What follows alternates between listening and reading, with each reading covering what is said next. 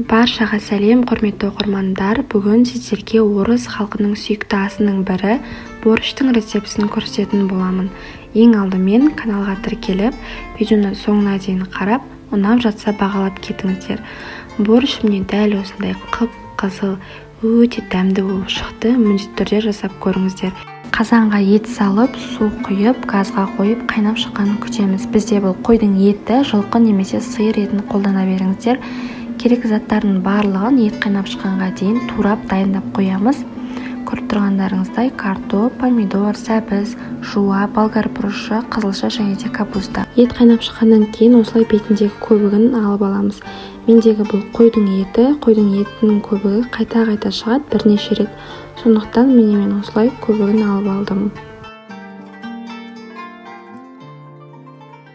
Көбігін жақсылап алып болғаннан кейін етімізді баяу отта 40 минуттай қайнатамыз.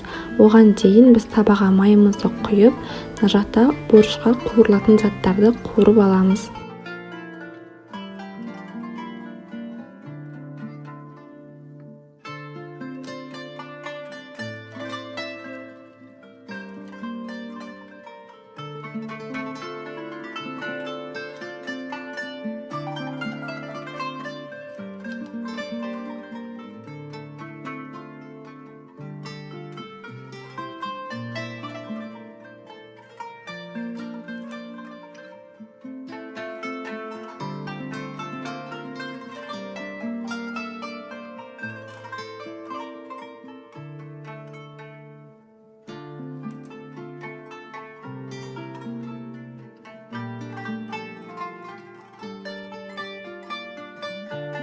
Барлығын дәл осылай видеодағыдай етіп кезекпе-кезек салып, қуырып алып, содан соң қайнап тұрған сорпамыздың үстінен салып қоямыз.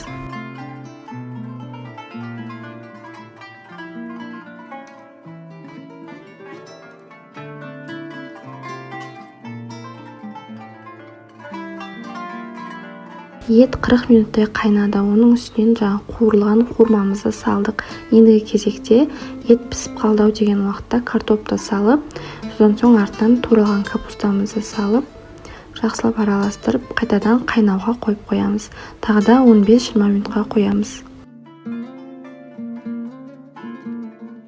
Қалауыңыз бойынша бұрыш, тұз, приправаларды қоссаңыз болады, бірақ та мен тек қана қара бұрыш, китайский соль және де кәдімгі тұзды қолдандым. 15 минуттай баяу отта қайнағаннан кейін уже капуста пісе бастайды. Етте капуста, картоп барлығы пісіп тұрғаннан кейін ең соңғы этапта мен алдын ала пісірілген қызылшаны турап саламын. Сол кезде өзінің дәмі де кіреді, түсін де жоймайтын болады.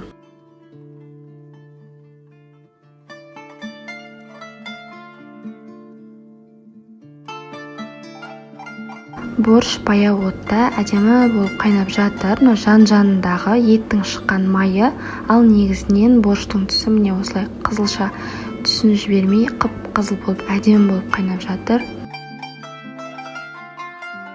Осымен борщ дайын болды. Өте дәмді болып шықты. Түрінен де көрініп тұрған шығар деп ойлаймын.